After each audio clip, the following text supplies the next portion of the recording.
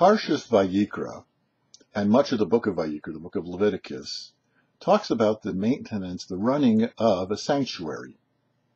First in the desert, and then as the Jews settled, eventually winding with the Beis HaMikdash, the temple. The first sacrifice, which is discussed in the portion, and therefore in the book of Leviticus, is the Olah, the burnt offering.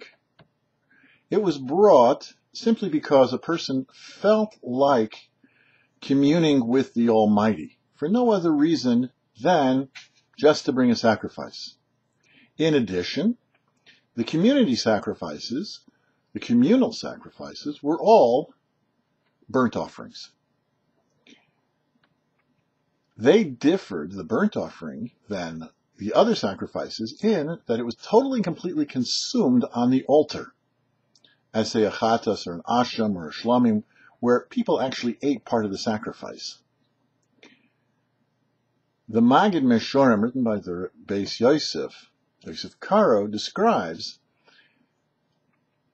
that the burnt offering was an analogy to martyrdom. And indeed, we use the word sacrifice to mean giving up something.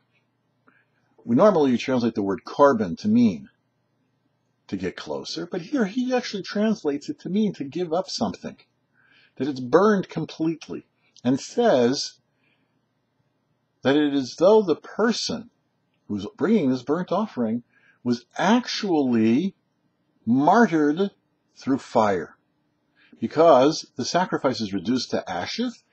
Similarly, also this person's persona is therefore reduced to ashes, as it's brought down and talked about many times in Chasidic, that the sacrifice that came from within. It was the person who was coming close to God.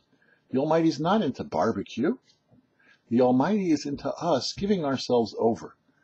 Nowadays, that our prayers have taken the place of the communal sacrifices.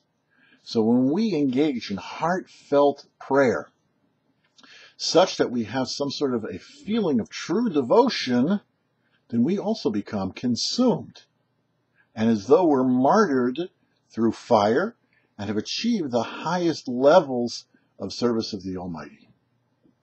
For the YouParsha, I'm Herschel Finman.